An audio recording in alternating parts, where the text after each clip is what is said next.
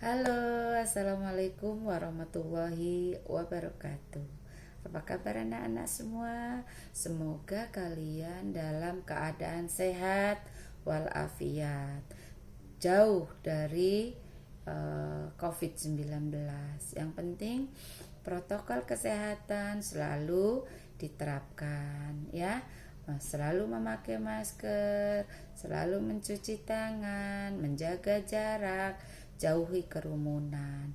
Itu adalah cara memutus mata rantai penularan COVID-19. Mudah-mudahan kita semua terhindar dari itu ya. Oke, kalian sudah berlibur selama 2 minggu. Sekarang tentunya sudah lebih fresh, lebih semangat untuk menghadapi pembelajaran di semester 2 yang tinggal beberapa kali pertemuan ya.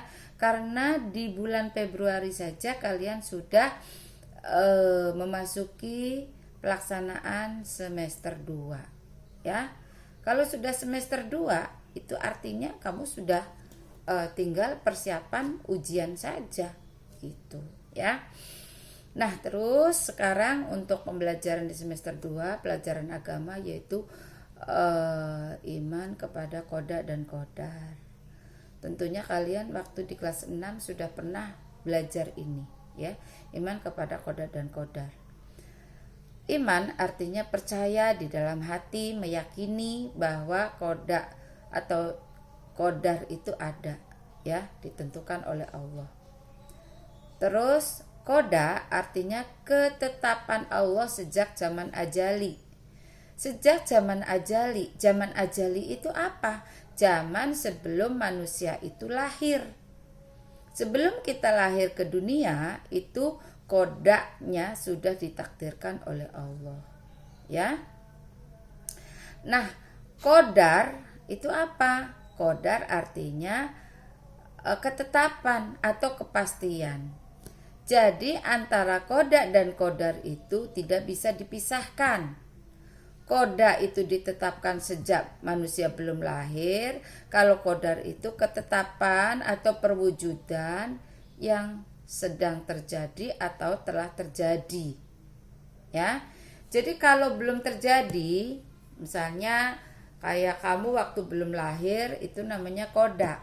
Nah, setelah lahir muncullah kamu jadi orang yang cantik, jadi bayi yang ganteng ya, dikasih nama oleh orang tua, itu namanya qadar. Paham ya? Bisa membedakan antara qada dan qadar. Jadi qada dan qadar itu dinamakan takdir. Takdir kalau belum terjadi namanya qada. Setelah terjadi atau sedang terjadi itu namanya qadar. Paham? Oke, lanjut ya. Nah, qada dan qadar ini disebut takdir. Takdir itu sendiri ada 2 macam. Ada takdir mu'alaq, ada takdir mubram. Takdir mu'alaq yaitu takdir yang tidak bisa dirubah. Contoh, kita lahir sebagai laki-laki.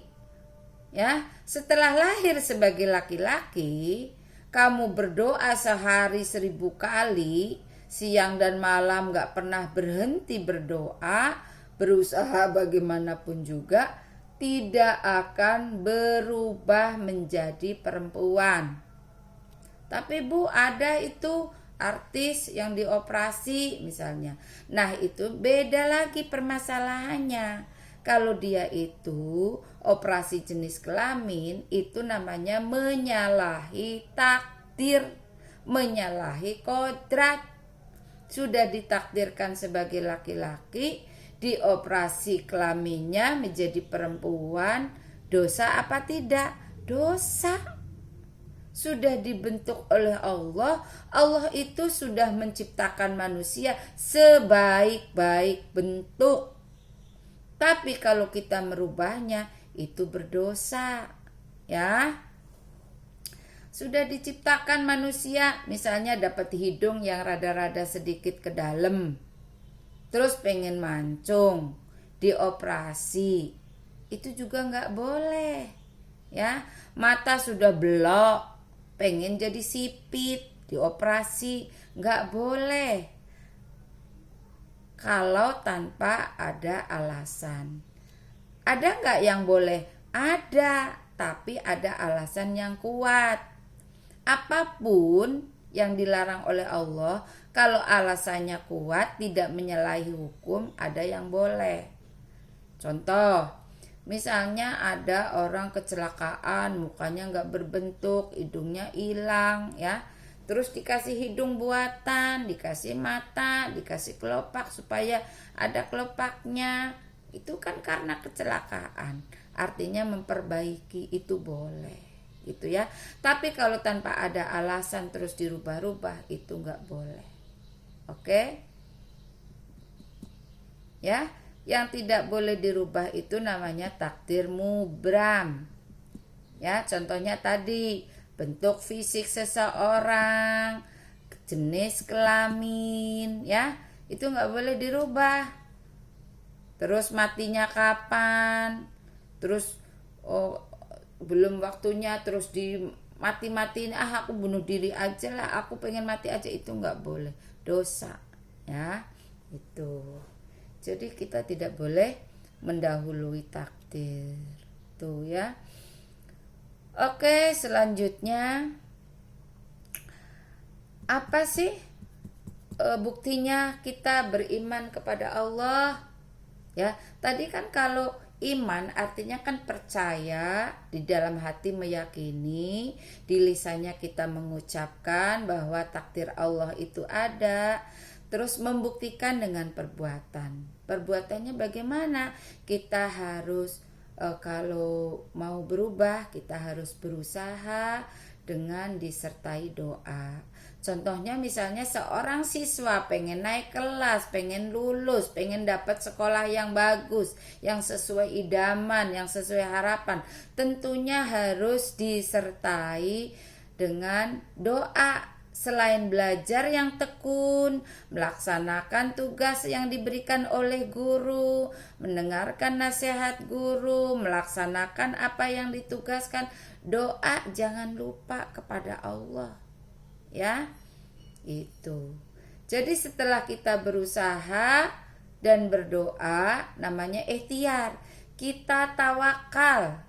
Segala sesuatunya kita serahkan kepada Allah.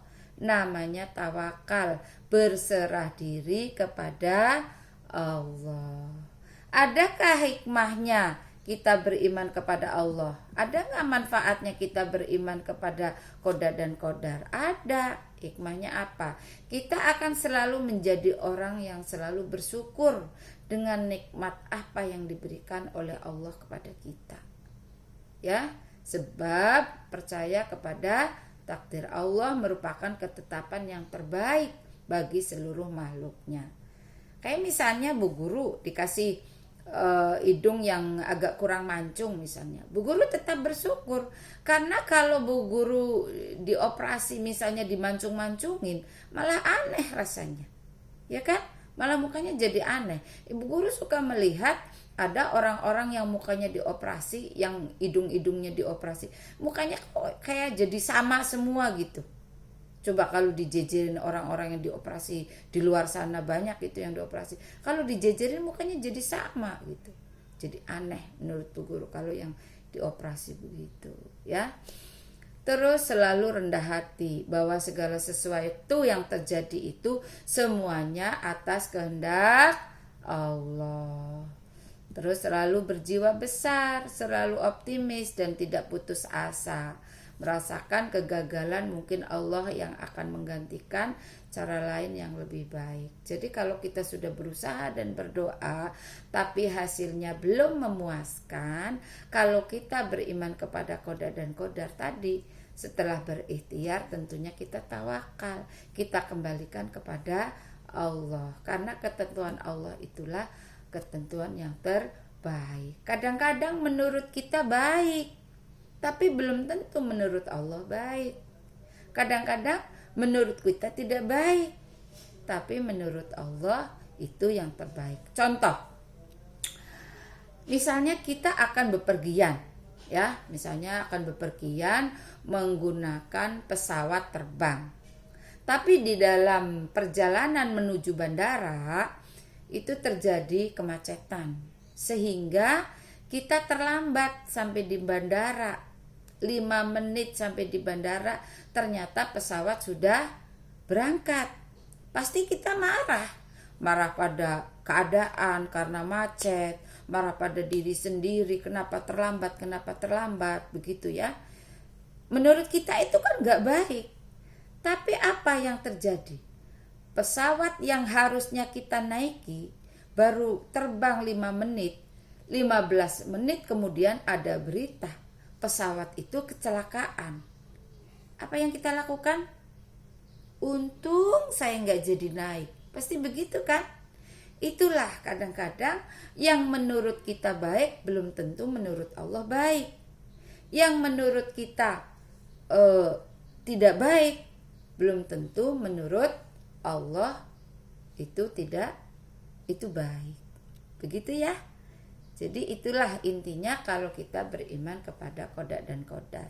Kita harus selalu bersyukur, kita harus selalu berserah diri kepada Allah, kita harus jangan berpasrah sebelum berusaha. Kita harus berusaha dan berdoa. Demikian, nanti selebihnya kamu bisa mencari referensi dari buku-buku bacaan agama Islam, bisa dari Google, yang penting jangan kopas. Guru selalu setelah ini Ibu akan memberikan tugas pertanyaan-pertanyaan yang Ibu kirim nanti di Google Classroom juga ya.